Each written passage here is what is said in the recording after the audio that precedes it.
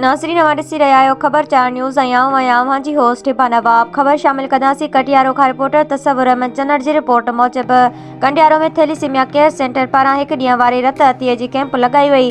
कंडियारो शहर जे कुर्बान अली टांवरी स्कूल में thalassemia patients welfare society Nawab Shah पारां थैलीसीमिया जे मौज़ी मर्ज़ में मुब्तला ॿारनि जी सहायता लाइ सोशल वर्कर साफ़ी अब्दुल रज़ाक गांगरो रियाज़ अब्बास जे तावन सां 1 रोज़ा रत अतीअ जी कैंप लगाई वई, जिते कैंप में रत अतियो करण लाइ ईंदड़ डोनरनि जी कैंप में क़ाइम लेबॉरेटरी ऐं मुख़्तलिफ़ टेस्टूं करण बाद रत जो अतियो वरितो वियो। कैंप में जमात अल फुकरा जे बानी फ़कीर अली मुर्तज़ा लोढ़ाई पूतो, जंहिं कैंप जो जाइज़ो वरितो ऐं कैंप इंचार्ज कैंप बाबति आगाही ॾिनी। जंहिं बाद फ़कीर अली मुर्तज़ा लोढ़ाई चयो त थैलीसीमिया पेशेंट्स वेलफेयर सोसाइटी जसलहणी जेका थैलीसीमिया में मर्ज़ मुब्तला ॿारनि जे मुफ़्त सहायता करे रही आहे।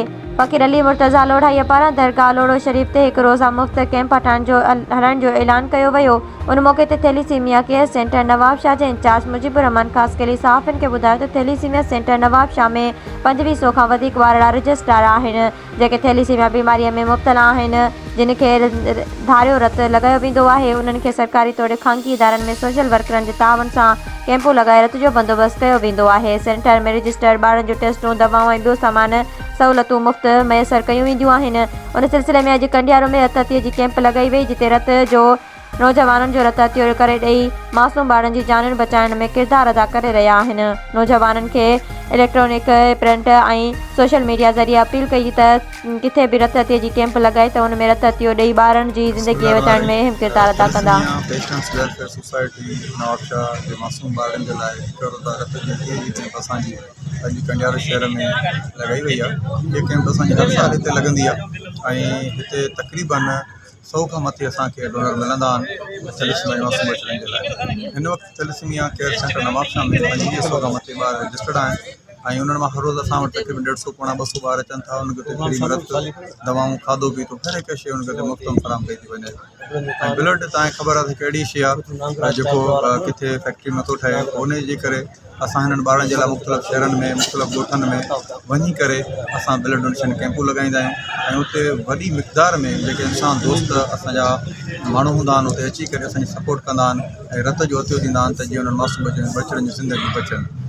ऐं मां ॿियो तव्हांखे वधीक ॿुधाईंदो हलां त जेके बि रत वारा माण्हू अचनि था रज़ा ख़ुशी सां रत ॾियणु, त असां पहिरियां उन जो मुख़्तलिफ़ टेस्टूं कयूं था, जंहिंमें hepatitis B, C, HIV, VDRL, MP, blood pressure, sugar ऐं हेमोग्लोबिन।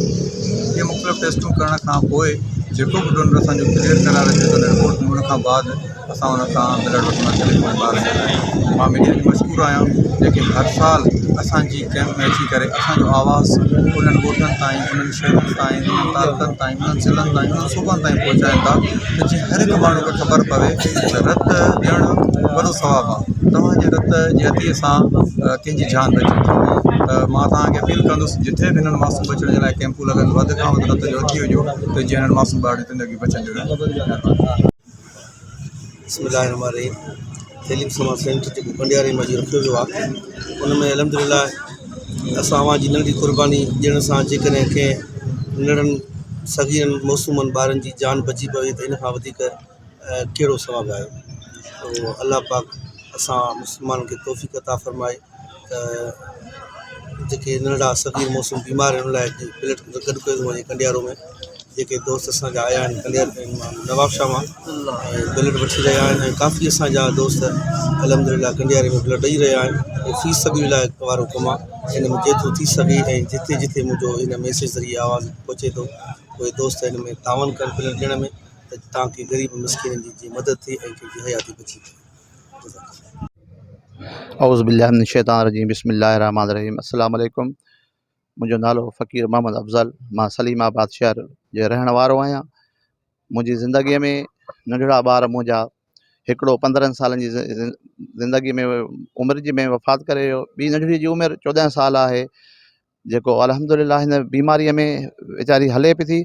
त वेंदा आहियूं नवाब शाह असीं थैलीसीमिया सेंटर ते, उते साईं वारनि जी असां सां वॾी महिरबानी आहे ऐं वॾी हेल्प कंदा आहिनि, असां सां मदद कंदा आहिनि।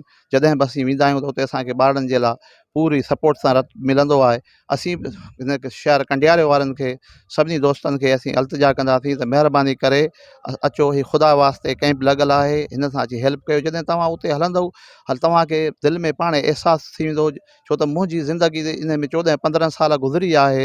इन माहौल में मां हलां पियो थो त मूंखे पंहिंजे बचनि जो क़दुरु आहे त हीअ बि सभु जेके बि आहिनि नंढड़ा अदड़ियूं उते जेके दाख़िल थियल आहिनि, इहे सभु ईअं सम्झो त हीअ बि असांजा बचा आहिनि। सभिनी दोस्तनि खे गुज़ारिश आहे त ख़ुदा वास्ते अची हिन कैंप में मदद कयो ऐं हिसो वठो।